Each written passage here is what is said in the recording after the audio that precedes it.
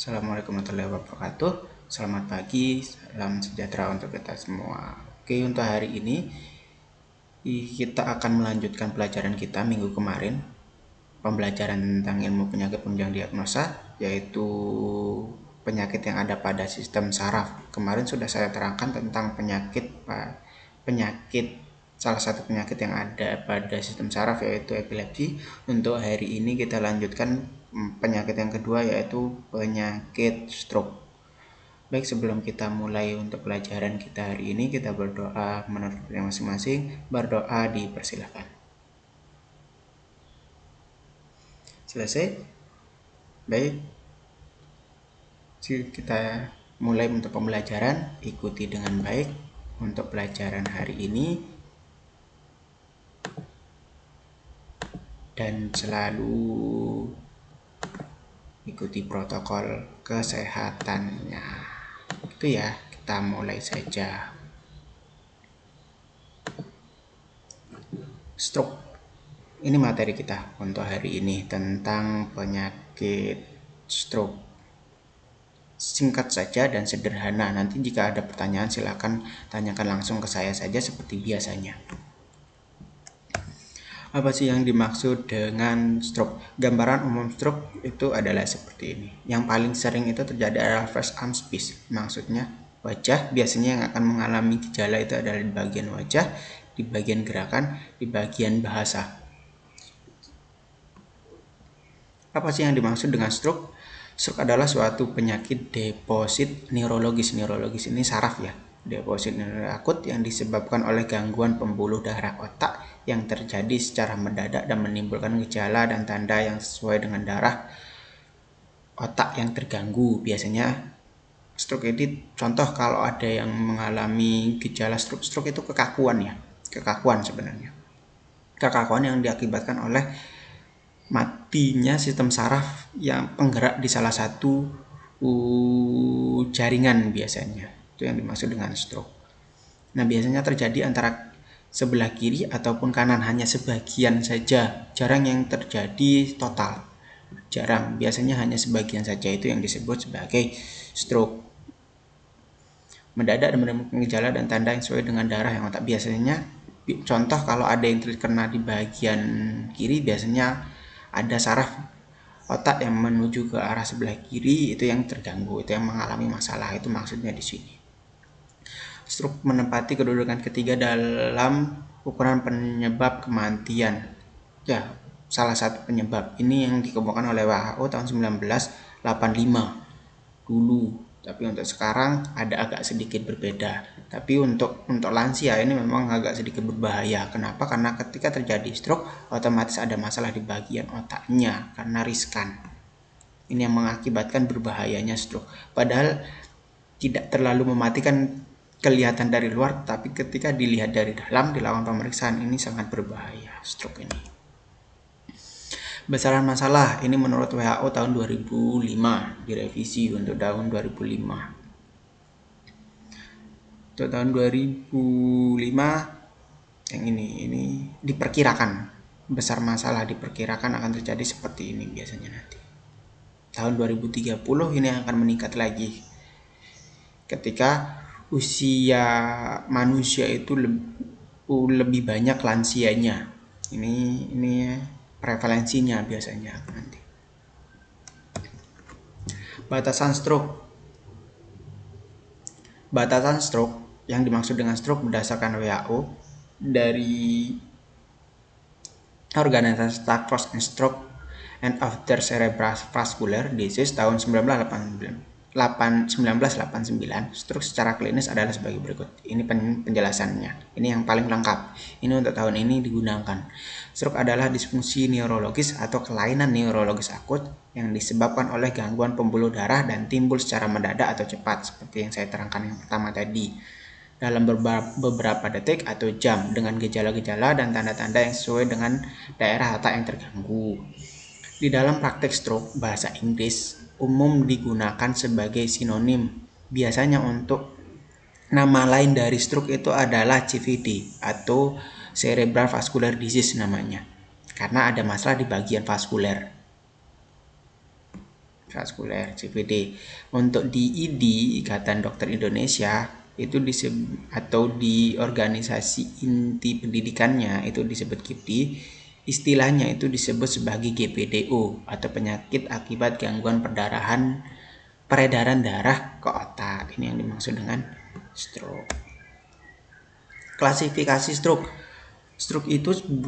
Stroke itu banyak jenisnya, tetapi yang paling umum klasifikasinya itu dibagi menjadi dua. Jadi dua, yang paling umum, yang paling sering dialami oleh manusia, terutama lansia biasanya. Saya ingatkan lagi, untuk stroke ini bukan hanya lansia saja ya, semua usia bisa terjangkit penyakit stroke, anak-anak pun bisa jika ada masalah di bagian otaknya. Stroke itu dibagi menjadi dua. Yang pertama itu disebut sebagai stroke non-hemorrhagic namanya. Dan yang kedua itu adalah stroke hemorrhagic. Stroke non-hemorrhagic bedanya apa Pak? Pengertiannya apa? Stroke non-hemorrhagic ini adalah stroke yang terjadi akibat dari penggumpalan darah.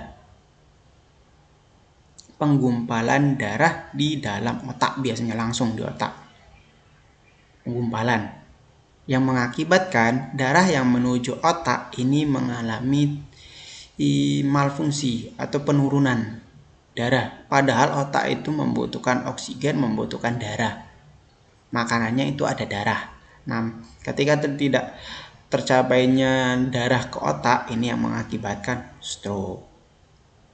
Itu ya. Jadi kalau kalian terasa lemah, terasa tidak bertenaga, tidak ada mampu untuk menggerakkan badan, itu biasanya karena darah yang menuju ke otak tidak ada, makanan otak itu darah tidak ada yang menuju ke otak, ini yang mengakibatkan kelemahan. Nah, stroke itu terjadi seperti itu, contoh gambaran umumnya seperti itu. Dan yang kedua itu stroke hemorrhagic. Nah, ini yang paling agak sedikit berbahaya. Stroke hemorrhagic ini adalah stroke yang terjadi akibat perdarahan di dalam otak langsung.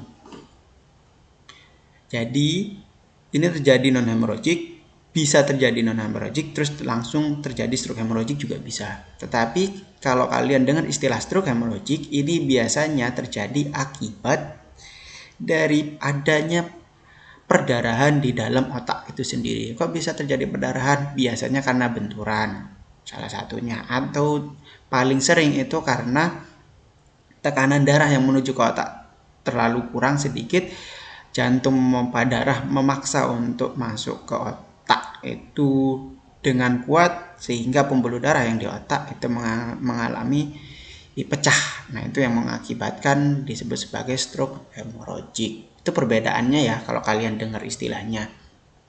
Ada yang disebut stroke non-hemorrhagic, stroke hemorrhagic. Kalau stroke non-hemorrhagic, penggumpalannya saja sehingga penekanan di otak terlalu tinggi.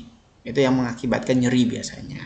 Sehingga tergantung letaknya, kalau letaknya di sebelah kiri atau masalah saraf menuju ke arah kiri, biasanya yang terganggu otot-otot sebelah kiri, jaringan-jaringan yang sebelah kiri. Kalau sebelah kanan, yang sebelah kanan. Kalau stroke hemorrhagic, perdarahan, nah ini yang agak sedikit berbahaya. Semuanya biasanya terganggu nanti, tergantung lokasi perdarahannya. Yang berbahaya pada perdarahan itu menutupi otak ya, langsung menutupi otak. Sehingga sel-sel tidak mampu untuk beraktivitas, darah yang di otak juga tidak ada. Itu yang mengakibatkan kematian juga biasanya. Stroke non-hemorrhagic, kita bahas satu persatu. Stroke non-hemorrhagic. Untuk stroke hemorrhagic, manifestasinya ada. Penyebabnya dulu, saya terangkan penyebabnya. Penyebab dari stroke non-hemorrhagic itu ada dua yang paling sering. Ada dua, ada yang disebut sebagai stroke trombotik namanya.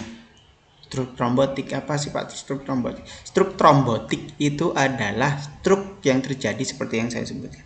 Stroke yang terjadi akibat, ini kan non-hemorrhagic itu kan penyumbatan pembuluh darah sehingga darah tidak mengalir ke otak. Nah, stroke trombotik ini adalah penggumpalan langsung darahnya. Penyebabnya itu adalah darah itu menggumpal sehingga darah yang harusnya mengalir ke otak itu terhambat karena gumpalan darahnya. Itu yang disebut sebagai stroke trombotik. Jadi kalau penyebab dari stroke non-hemorrhagic salah satunya adalah trombotik. Darah kok nggak bisa ke otak, kenapa? Ada trombotik atau penggumpalan darah. Penggumpalan darah yang menuju ke otak. Contoh darah, maksudnya adalah contoh darah itu kan ngalir ke otak. Tetapi pada saat aliran darah itu ada yang menggumpal, kenyal istilahnya, keras. Nah ini pembuluh darah itu kan tidak terlalu elastis. Ketika terjadi terlalu besar trombotiknya, terlalu besar gumpalannya, ini yang mengakibatkan terhambatnya pembuluh darah yang menuju ke otak. Itu stroke trombotik. Terus yang kedua penyebab selanjutnya itu adalah stroke emboli namanya. Perbedaannya apa? Sebenarnya hampir sama, tetapi perbedaannya kalau trombotik ini adalah penggumpalannya, kalau stroke emboli ini adalah biasanya karena endapan biasanya akibat lemak, biasanya emboli. Emboli ini pengerasan, penyumbatan langsung. Emboli pengerasan pembuluh darah biasanya nanti. Ini yang mengakibatkan tersumbatnya aliran darah menuju ke otak. Itu yang mengakibatkan stroke non-hemorrhagic. Manifestasi klinisnya itu apa? Untuk kita, tenaga medis atau kedokteran, itu biasanya disebut sebagai serangan iskemik sepintas. Maksudnya serangan iskemik sepintas itu gejala dari stroke non-hemorrhagic itu biasanya hanya sebentar saja. Biasanya nanti bisa sembuh biasanya. Itu maksud dari serangan iskemik sepintas. Iskemik ini maksudnya penggumpalan darah pintas atau biasa disebut TIA kalau di kedokteran, transit ischemic attack. Terus yang kedua gejalanya itu adalah defisit neurologis ischemic sepintas. Maksudnya kurang. Biasanya stroke itu ada yang bisa digerakkan tapi tidak maksimal, ada yang tidak bisa digerakkan secara maksimal. Nah, yang dimaksud yang tidak bisa digerakkan bisa digerakkan tetapi tidak maksimal itu disebut defisit. Gejalanya itu disebut sebagai defisit neurologis ischemic sepintas namanya, atau RIND namanya, RIN. Terus habis itu gejalanya itu stroke progresif, stroke yang menetap, stroke yang kaku istilahnya. Habis itu stroke komplit atau permanen, tidak bisa disembuhkan. Ini yang lumayan agak parah. Terus untuk stroke hemorrhagic itu untuk penyebabnya itu perdarahan intracerebral. Maksudnya stroke hemorrhagic itu penyebabnya itu adalah perdarahan di bagian intracerebral. Perdarahan intracerebral itu di mana, Pak? Perdarahan intracerebral itu maksudnya itu perdarahan langsung di otaknya. Jadi darahnya itu langsung di dalam otaknya sendiri. Itu maksudnya perdarahan intracerebral. Jadi kalau kalian lihat otak, nah perdarahannya di sana biasanya. Kalau kalau di USG atau di ronsen biasanya nanti muncul warna hitam. Nah, tidak muncul bentuk-bentuk seperti organ. Nah, itu biasanya ditutupi karena ada darah di sana. Atau PIS ini yang paling sering biasanya pada pasien-pasien stroke hemorrhagic. Terus ada juga yang namanya perdarahan subarachnoid. Perdarahan subarachnoid itu di mana? Perdarahan yang terletak di antara otak dan tulang otak tengkorak. Itu yang dimaksud dengan subarachnoid. Jadi di sana di antara tulangnya dengan otaknya itu ada lendir di sana. Nah, lendirnya ini yang berfungsi di bagian sini. Yang dimaksud dengan subarachnoid itu di bagian lendir di dalam otak. Di situ padahal ada tulang.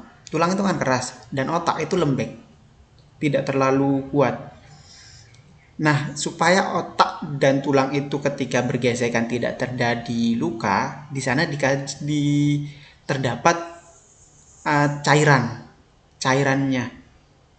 Nah, cairan inilah yang menghambat pergesekan sehingga otak itu biarpun digoyang-goyangkan tidak ada masalah. Biasanya tidak akan terasa sakit, tidak akan luka. Nah, pada perdarahan subarachnoid yang terjadi perdarahan itu di daerah sana. Di daerah sana biasanya perdarahan karena di sana ada pembuluh darahnya juga. Nah, itu yang disebut sebagai subarachnoid. Terus terakhir itu adalah perdarahan subdural. Maksud perdarahan subdural itu perdarahan di antara dua-duanya, salah atau kedua-duanya langsung. Itu subdural namanya. Tapi paling jarang. Yang paling sering itu adalah salah satu ini. Yang paling berbahaya itu adalah ini, langsung di otaknya. Kalau terjadi langsung di otaknya, ini penanganannya harus mau nggak mau harus operasi. Pengambilan darah dan penyumbatannya. Oke, itu klasifikasi stroke-nya. Faktor risiko, orang-orang seperti apa sih yang bisa terjadi stroke? Yang tidak dapat dimodifikasi, maksudnya yang pasti akan terjadi.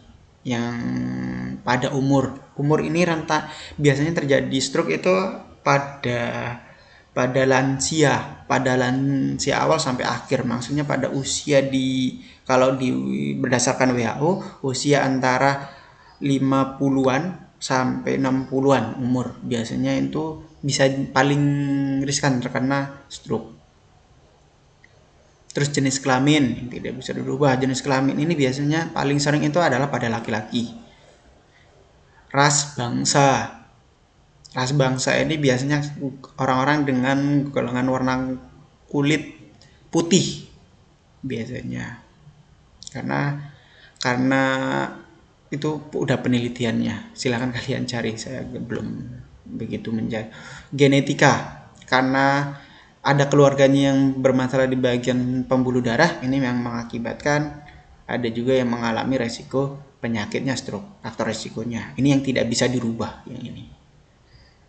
Terus yang bisa dirubah terjadi akibat perubahan perilaku. Nah, ini.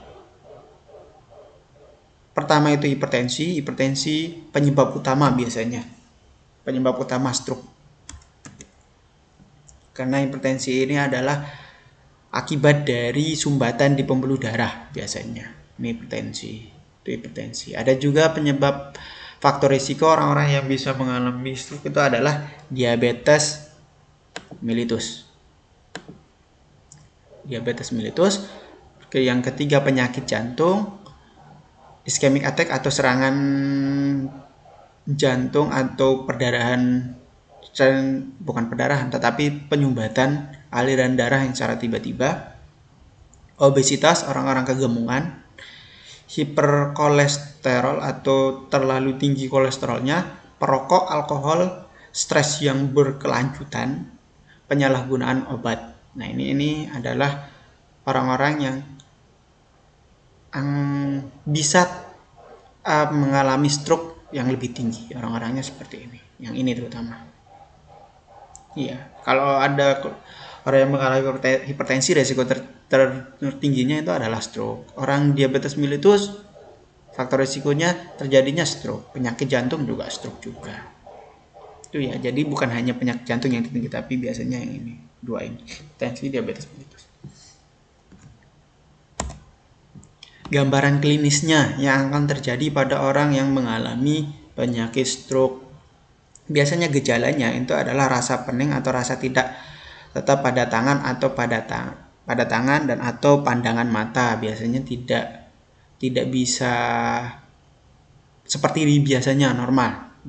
Gerak biasanya kuat tetapi terasa lemah di bagian tangan. Pandangan mata maksudnya bisa melihat dengan jelas tetapi lama-kelamaan seperti orang mengantuk, sayup. Maksudnya yang ini, atau pandangan mata yang seperti ini biasanya kalau kita lihat kan jelas kayak gini, tetapi untuk orang yang stroke biasanya agak sedikit mau tertutup kelopak matanya. Itu pandangan mata. Itu maksudnya.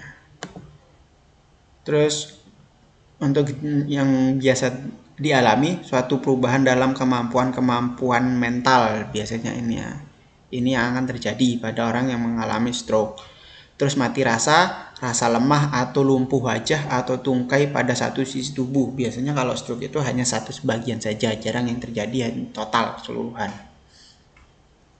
Bicaranya kacau atau kata-katanya terbolak-balik atau ketidakmampuan untuk berbicara. Biasanya cadel. Kalau kalian dengar, lihat-lihat di TV, Ada yang dicontohkan langsung cadel, nah itu salah satu gambaran klinisnya yang akan terjadi pada orang yang mengalami stroke. Problem, masalah-masalah mata, penglihatan suram yang tiba-tiba pada satu mata atau terjadi penglihatan ganda. Biasanya ini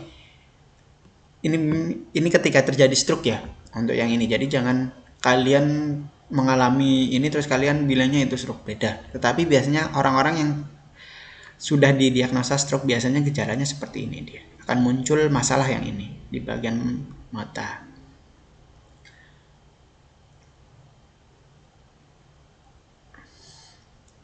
Gambaran klinisnya itu adalah ini. Jika terjadi seperti ini langsung laporkan pada dokter saja, pulih dengan cepat. Ini biasanya bisa ditanggulangi ketika tidak ada perdarahan yang terlalu serius, ketika hanya sumbatan saja. Ini penegaan seperti ini diperiksa melalui CT scan, MRI, pemeriksaan laboratorium, dan pemeriksaan neurologis.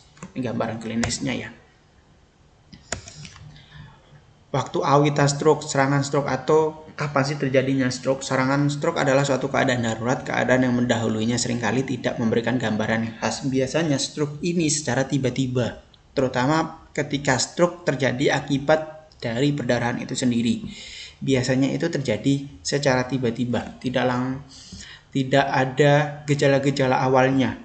Biasanya langsung saja stroke. Biasanya yang kena stroke ini paling sering ini terjadi pada lansia, tiba-tiba jatuh, datang ke rumah sakit tidak sadarkan diri, setelah diobati ternyata mengalami stroke. Itu gejalanya, itu serangan stroke. Itu adalah serangan stroke. Makanya stroke itu tidak bisa diprediksi kapan akan terjadinya. Kita lanjutkan. Stroke terjadi akibat dari hipertensi. Ini yang paling sering terjadi pada penyakit stroke, diakibatkan dari hipertensi. Kok bisa sih terjadi hipertensi? Hubungannya apa hipertensi dan stroke? Seperti yang saya terangkan pas pertama, penelitian dari epidemiologi menunjukkan hipertensi dijumpai 50-70% pasien itu stroke. Orang yang mengalami hipertensi itu pasti resiko tertingginya itu adalah stroke. Hipertensi merupakan faktor utama penyebab stroke, terutama ischemic stroke, di mana tekanan darah yang tinggi dapat menyebabkan tegangan dan kerusakan pada pembuluh darah yang menuju ke otak. Jadi hipertensi itu kenapa bisa mengakibatkan stroke? Tekanannya yang terlalu tinggi akibat dari penyumbatan darah yang menuju ke otak itu mampu untuk memecah pembuluh darah yang ada di otak. Makanya kalau kalian ketemu orang-orang yang mengalami hipertensi dan tekanan darahnya tinggi, ini harus diwaspadai. Ini benar-benar harus, caranya seperti apa? Harus istirahat total biasanya kalau dianjurkan. Biasanya seperti ini. Kalau memang ada obat hipertensinya langsung diminum saja. Karena resiko perdarahan di dalam otak, pecah pembuluh darah di dalam otak itu resikonya tinggi. Hipertensi juga dapat menyebabkan hemorrhagic stroke karena tekanan darah yang terlampau tinggi dapat menyebabkan pecah pembuluh darah. Ini yang saya terangkan tadi pas awal. Pencegahan untuk terjadinya stroke itu pencegahannya itu dari mulai primordial, maksudnya sebelum terjadi, primer, promosi, sekunder sudah terjadi, tersier penyembuhannya. Pencegahan yang pertama itu dengan pencegahan primordial. Yang dilakukan untuk apa? Promosi kesehatan seperti kampanye bahaya rokok terhadap stroke dengan membuat selebaran atau poster. Ini boleh dilakukan. Program pendidikan kesehatan masyarakat dengan memberikan informasi tentang stroke itu bisa. Sedangkan untuk pencegahan primer ini adalah dihindari, kita harus terangkan tentang ini, menghindari rokok, stres, alkohol, kegemukan, konsumsi garam berlebihan, obat-obatan, ini harus dihindari. Karena ini sangkut pautannya dengan endapan lemak di dalam darah biasanya. Mengurangi kolesterol dan lemak dalam makanan, ini kurangi. Mengendalikan hipertensi, kalau sudah terjadi hipertensi, ada diagnosa hipertensi, demam, diabetes mellitus, penyakit jantung, dan penyakit vaskuler, ini harus dikendalikan. Maksudnya dikendalikan, contoh kalau ada keluarga kalian hipertensi, ya kalau sekarang tekanan darahnya tinggi, ya suruh istirahat atau minum obat. Ada yang demam berdarah, diabetes mellitus, kok demam berdarah, mohon maaf, DM itu diabetes mellitus ya. Ada yang mengalami diabetes mellitus atau gula darah terlalu tinggi, yuk kita kontrol gula darahnya. Penyakit jantung, olahraga yang teratur biasanya. Terus yang menganjurkan konsumsi gizi yang seimbang seperti makanan banyak sayuran, buah-buahan, ini yang pencegahannya. Berolahraga secara teratur. Pencegahan sekunder, kalau sudah terjadi obat-obatan, kita kasih obat-obatan. Asetosal biasanya ini yang diberikan, antikoagulan oral, modifikasi gaya hidup, faktor risiko stroke, misalnya mengkonsumsi obat antihipertensi kalau memang terjadi hipertensi, obat diabetes mellitus itu jika terjadi diabetes. Kalau untuk yang obesitas, yuk agak dikurangi bobot berat badannya, terutama lemak dikurangi. Pencegahan sekunder, rehabilitasi kalau memang terjadi stroke, ya rehabilitasi fisik, rehabilitasi mental, dan rehabilitasi sosial. Ini yang paling sering dilakukan untuk pencegahan sekunder.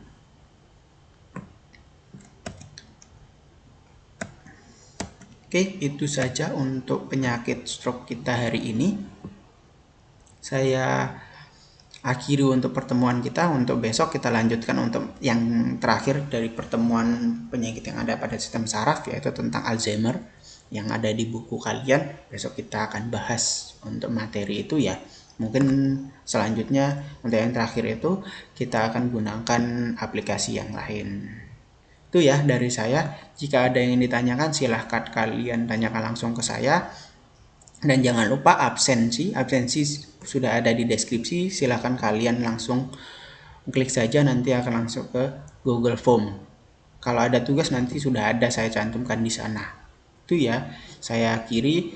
Sebelumnya saya ingatkan, tetap jaga kesehatan, tetap di rumah. Jika tidak ada keperluan apapun yang mendesak, tetap di rumah. Jaga kesehatan, bukan jaga kesehatan untuk diri kalian saja, tetapi untuk keluarga kalian dan orang-orang terdekat kalian. Tetap menggunakan masker dan selalu cuci tangan setelah beraktivitas di luar. Baik, itu saja dari saya. Saya akhiri pertemuan kita hari ini. Semoga bermanfaat untuk kita semua. Saya akhiri. Wassalamualaikum warahmatullahi wabarakatuh.